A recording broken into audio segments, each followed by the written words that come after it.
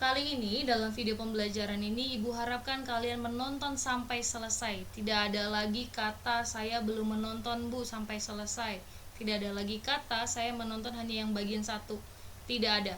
Semuanya harus menonton dari awal sampai selesai. Oke?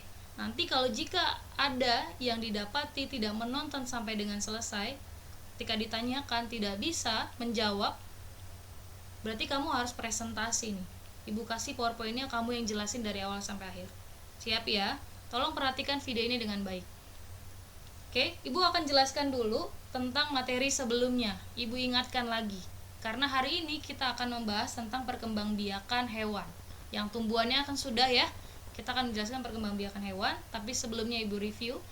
Intinya adalah perkembangbiakan itu adalah apa? Kemampuan memperbanyak diri supaya populasinya makin banyak atau jumlahnya makin banyak.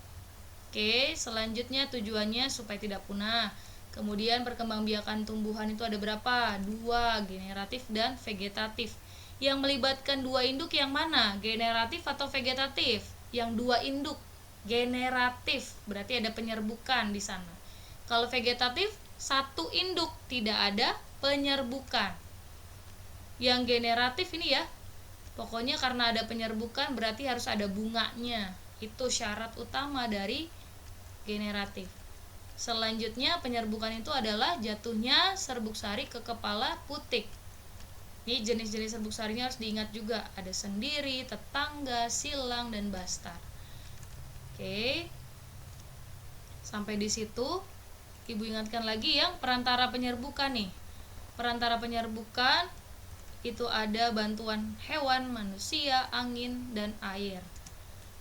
Selanjutnya, jadi kalau yang ada bunga yang mencolok wangi, itu karena bantuan apa? Hewan, dengan bantuan hewan.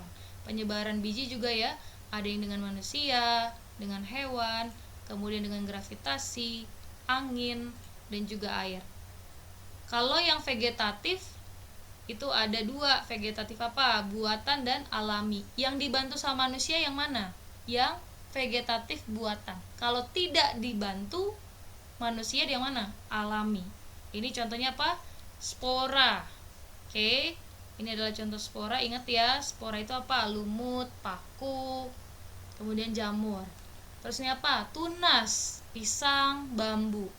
Ada lagi rizoma, yang bagian batangnya terbenam atau menjalar di mana nih? Di bawah atau di permukaan tanah? Di bawah tanah atau di permukaan tanah?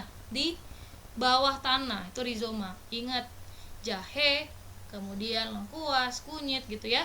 Kemudian ada lagi umbi batang, yaitu kentang. Kemudian umbi lapis, bawang-bawangan nih. Umbi apa nih? Wortel. Ingat, umbi akar.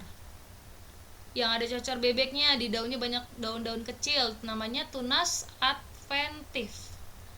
Baru geragih, yang batangnya menjalari di mana? Di atas permukaan tanah. Kalau yang buatan, mencangkok, kemudian apa? Setek ya, dengan menanamkan bagian batangnya atau daunnya langsung ke tanah. Yang penting ada syaratnya apa? Ada mata tunasnya. Kemudian dengan cara ini menyambung, lalu menempel, selanjutnya merunduk. Oke, itu dia reviewnya. Sekarang kita mau masuk ke bagian perkembangbiakan pada hewan. Ya, perkembangbiakan pada hewan pada intinya adalah sama. Tujuannya adalah untuk apa nih? Menghasilkan keturunan populasinya supaya tetap ada, tetap lestari dan tidak punah. Oke ya, ini adalah tujuannya dan pengertiannya hampir sama dengan yang tumbuhan tadi. Kemudian perkembangbiakan hewan juga sama, dibagi jadi 2. Ingat, generatif dan vegetatif. Sama ya, nggak ada beda.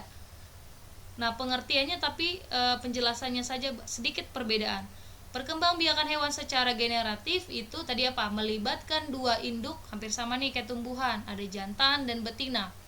Terus ada mengalami proses fertilisasi, yaitu proses pertemuan sperma dan ovum, itu ya. Kemudian kalau vegetatif, 1 induk, jantan atau betinanya saja, kemudian tidak ada proses fertilisasi. Ingat, ulang, generatif 2 induk. Oke. Ini ya, 2 induk ada proses fertilisasi.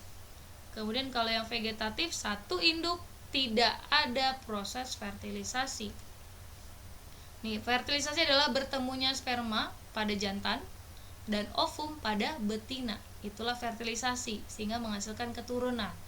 Fertilisasi itu ada 2 jenis, ada internal, ada eksternal. Maksudnya adalah kalau yang internal itu berarti pertemuan sperma dan ovumnya di dalam tubuh induk, di dalam tubuh induknya, dalam. Kemudian kalau eksternal, luar, berarti pertemuan sperma dan ovumnya di luar tubuh induknya, berarti di lingkungan luarnya. Kalau kodok ini contohnya ya, jadi fertilisasi eksternal contohnya adalah kodok dan kelompok ikan. Beberapa kelompok ikan itu fertilisasinya secara eksternal, jadi di luar ya, yaitu di lingkungan airnya. Kalau ini ada sapi, kemudian ada lagi ya, ada banyak ayam, itu secara internal di dalam tubuh induk. Oke.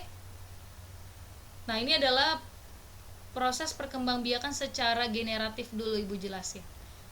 Secara generatif, perkembangbiakan hewan itu dibagi jadi 3. Perkembangbiakan hewan secara generatif yang melibatkan 2 induk, ada proses fertilisasi, itu ada dibagi jadi 3. Perhatikan. Ovipar, vivipar, ovovivipar. Oke. Ovipar, vivipar, ovovivipar. Yang ovipar itu artinya adalah bertelur. Diingat ya, ovipar. Dari kata depannya o itu ovum. Ovum itu telur, jadinya bertelur. Paham? Ovipar itu adalah bertelur. Nah, bertelur ini berarti menghasilkan telur ya. Ini contohnya adalah kelompok aves atau unggas. Unggas itu apa saja? Burung, ayam, itu unggas masuknya. Atau aves bahasa IPA-nya. Kemudian ada lagi cicak. Semuanya kelompok serangga, itu rata-rata semuanya adalah dengan cara bertelur. Oke. Jadi hewan yang berkembang biak dengan cara bertelur itu tadi disebut ovipar. Nah, zigot hewan ovipar ini akan tumbuh dan berkembang di dalam tubuh hewan betinanya hingga dibungkus oleh cangkang keras. Kamu lihat ya, ini telur ayam yang biasa kamu makan ceplok telur kalau pagi-pagi, ini ada cangkang kerasnya nih. Jadi di dalamnya itu ada embrio. Embrio itu ibaratnya adalah calon hewan barunya. Nanti dari embrio itu bisa jadi anak ayam tuh yang baru. Hebat ya Tuhan itu. Oke, kemudian vivipar. Yang vivipar ini adalah nama lainnya melahirkan, beranak atau melahirkan. Oke ya. Jadi hewan yang berkembang biak dengan cara melahirkan itu disebut vivipar. Nanti bukan tanya lagi nih. Contohnya apa? Mamalia. Mamalia itu ya masuknya kucing, sapi, kambing, terus ini ada anjing laut ya. Kemudian ada lumba-lumba, itu mamalia, pesut, ada kera gitu ya. Kemudian ada gajah dan masih banyak lagi lainnya. Jadi kalau yang vivipar ini embrio hewannya berkembang di dalam rahim. Ulang ya. Tadi kalau yang ovipar embrionya berkembang di dalam sebuah cangkang keras, yaitu telurnya ini. Kalau vivipar embrionya berkembang di mana? Di rahim. Oke, di rahim. Selanjutnya ovovivipar. Ovovivipar ini gabungan dari yang tadi. Ada kata ovonya, ovum, dari kata ovum ya. Kemudian vivipar tuh berarti melahirkan. Jadi ovovivipar adalah bertelur dan melahirkan dua-duanya. Oke, jadi embrio hewannya ini itu dibungkus oleh cangkang telur, tapi telurnya tidak akan dikeluarkan nih oleh induknya, melainkan tetap bertahan di dalam tubuh induknya sampai nanti menetas. Jadi kalau anaknya keluar, ya anaknya langsung sudah jadi ya. Beda sama yang bertelur. Lihat, kalau bertelur kan induknya akan mengeluarkan telurnya, kemudian dierami gitu ya, baru nanti dia akan jadi anak ayam nih selama 21 hari, baru jadilah anak ayam yang baru ya.